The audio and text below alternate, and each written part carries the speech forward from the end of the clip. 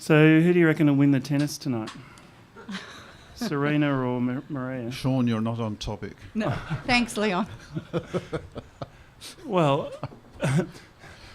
the problem with me interviewing my client is we've had a particular relationship. So tell us about the client-architect relationship and how important that is to produce great architecture. I think it's essential to producing great architecture. From the very beginning, the dialogue is completely open, and you have to start with that attitude that cooperation is the only way you're going to get a great outcome.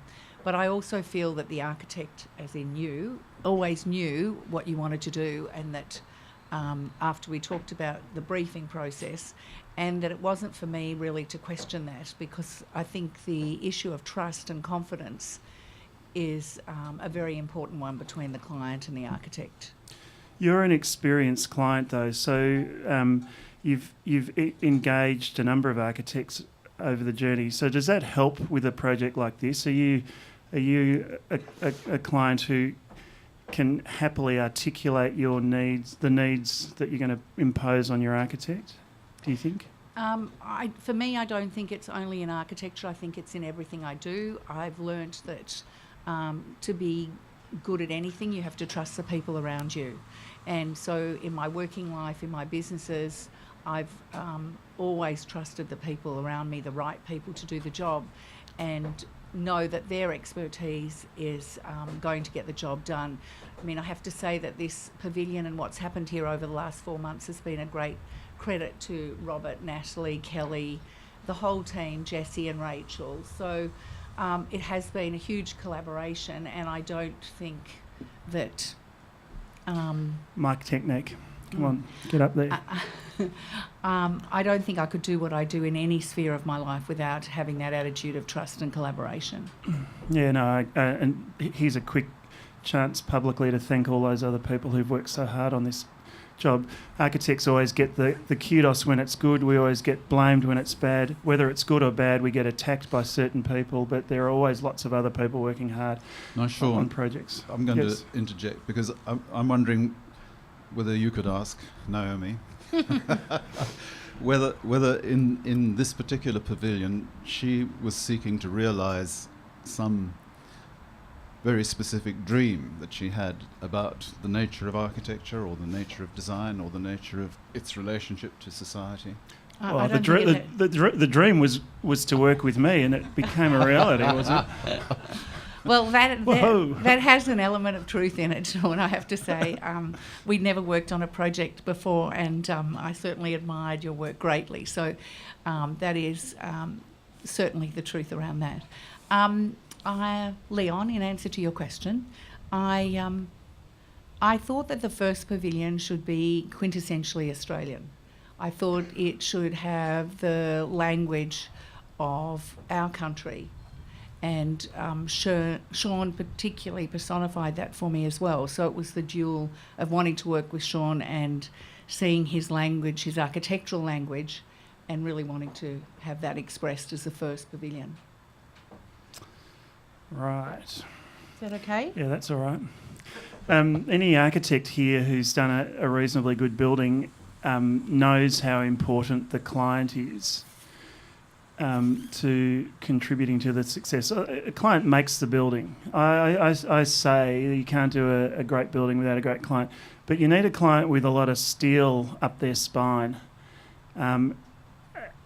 I described you to other people as one of those people. Do you agree with that? That you're a strong person? Yeah, I think so. And would you also in my meekest voice? Yes. would you also agree that you could be scary at times? Never. Okay. Well, that's a lie.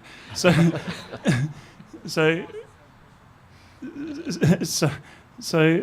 one observation. It's not a question, but you might like to comment. One observation is that what great clients do is they allow architects to be free to do what we do best. Bad clients, weak clients, scared clients interfere with that. Was there ever a point in this project, Naomi Milgrom, where you interfered with it? Never. Correct answer. No, it is true though. In the beginning, Sean did come up with a very wild idea. Do you want to talk about that one? Yeah. I wanted to do a 60-metre high truncated cone with an oculus at the top that was very going to be very beautiful and very striking and oppose the beautiful building over the road and the perfunctory effort at a spire over there, and it was just a bit too big and a bit too tricky to do. But Naomi didn't balk at that. We just went through it sensibly as practical people and decided it wasn't going to cut it. And the second one, similarly, we had a big donut on the site. I was keen to do a circle, still yet to do one. And invariably it became a sort of classical hyper-style hall project. But if I can comment on the comment about it being quintessentially Australian, on very fundamental levels, that conversation between architect and client revealed some interesting stuff, and therein lay the risk.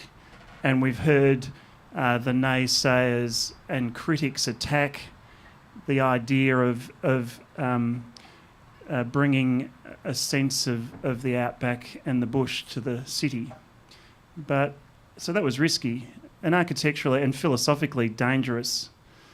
But I think it's worked because over the journey, over the 4 months, this very apparently humble grey flappy thing, as one eminent architect described it, has kind of served its purpose, because this is actually a complicated thing to do. It's not an easy thing to do because it's got to do so much. It's got to be all things to all people, this particular little 12 metre by 12 metre thing that we've done. And I think it's cut the mustard on that level. And so that risk that Naomi was prepared to take has paid off. Were you ever worried about that? I was worried about it. No, I knew it was in your hands, safe. Yeah, I was worried about that though. Yeah, no, I was never worried about it. I think we, honestly, in the whole time we worked together, which was probably 6 months before the opening, we really never had a difference of opinion. We really worked through things together with Hayley and Robert, and, I think that the result has given so much joy. I think it's kind of fashionable to embrace the notion of the history of Australia, and I'm talking about our Indigenous history, not our colonial history. But it's important that we don't lose touch with the bush and the outback and the desert, because that is Australia. We've become very cityfied. We're very comfortable in cities like Melbourne and Sydney. But if you drive for a few hours north of Melbourne, you can hit a desert. And I highly recommend people do that, because there's something about our country that is deeply embedded in our DNA, and that's that sense of remoteness and an ancient land, a pockmarked and corrugated land, within which any constructed intervention has a potency beyond itself. Shelters everything in this country. We're still a frontier country. So when I said to Naomi, what about we go that way, she was very supportive, so thanks. But I wanted to pick up on Sean's comment about the country and read something that Deborah Cheetham said about this space. She said, I wanted to connect what this space, the MPavilion, means to the city of Melbourne, to the continuation of this being a meeting place for the Boonwurrung people, the Warrawong people, and the Kulin Nation in general. This space, the MPavilion that we celebrate today, has been a space where knowledge has been transferred and culture has been lived for something like 70,000 years. And MPavilion is a continuation of that. And I'm very grateful to Deborah for having written that for us. And I think it expresses exactly what Sean has been talking about and what we really wanted to achieve with this pavilion in this spot. That's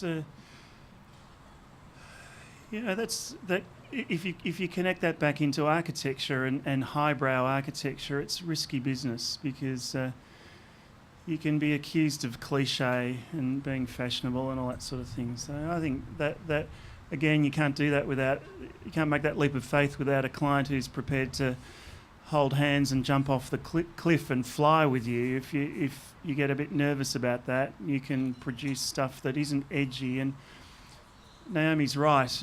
Again, they're the words of a wise client. If people hadn't have attacked it, hadn't have criticised it, it would have said that we did nothing much. When I read some of the attacks that were made on the Design Hub when it was first finished, it kind of pins your ears back a bit. But then you kind of dust yourself off and think, well, I must have done something right there because it upset a few people. And I think that architecture is about that. I also think that being brave and having courage and imagination is really important. I think it's important to show that you can do things together. Yeah.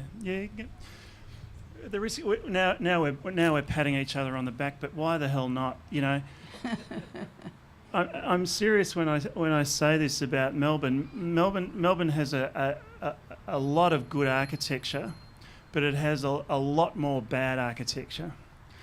It has a lot of crap, and I can point you to the crap if you need me to. That's enough. No, it's okay. It's okay, right. Leon. No. You'll support what I'm about to say. So. You're finished. So no, I'm not. So what we need in Melbourne are people like Naomi and people like Leon who support the good stuff, and we need more of the good stuff and less of the crap, and then we'll remain one of the world's most beautiful cities. So you're not going